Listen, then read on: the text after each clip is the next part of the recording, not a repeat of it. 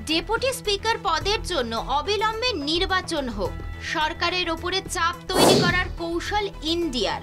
সম্ভব হলে লোকসভায় অধিবেশন শুরুর মুখেই ডেপুটি স্পিকার নির্বাচনের আর্জি জানিয়ে স্পিকারের কাছে চিঠি দেওয়া হবে ইন্ডিয়া মঞ্চের পক্ষ থেকে। সেই চিঠির খসড়ার কাজ চলছে। একদিকে যখন বাজেট অধিবেশনের তারিখ ঘোষণা করেছে কেন্দ্র, অন্যদিকে সংসদের দুই কক্ষে ঝড় তোলার জন্য প্রস্তুতি নিচ্ছে বিরোধী মঞ্চ ইন্ডিয়া। বিরোধী জোট সূত্রের খবর, কংগ্রেস, তৃণমূল, এসপি এবং ডিএমকে নেতারা নিজেদের মধ্যে দফায় দফায় বৈঠক করছেন কৌশল স্থির করার জন্য। আপাতত স্থির হয়েছে ডেপুটি স্পিকার পদে নির্বাচনের জন্য সরকারের ওপরে বাজেট অধিবেশনে চাপ তৈরি করা হবে।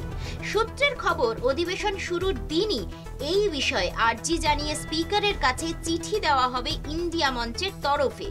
জানা গিয়েছে সেই চিঠিতে বলা হবে গতবারের লোকসভা বাদ দিলে তার আগে বরাবরই অধিবেশন বসার 8 দিনের মধ্যে ডেপুটি স্পিকার নির্বাচন করা হয়েছে। তৃণমূলের রাজ্যসভার নেতা ডেরেক ওব্রায়েন পোস্ট করেছেন, যদি সরকারকে ঠিকভাবে বাজেট অধিবেশন চালাতে হয় তাহলে ডেপুটি স্পিকার পদে ইন্ডিয়ার প্রার্থীকে গণ্য করা হবে। ডেপুটি স্পিকার পদে নির্বাচন নিয়ে চাপ দেওয়ার পেছনে বিরোধীদের অযোধ্যা রাজনীতি রয়েছে বলে দাবি রাজনৈতিক মহলের।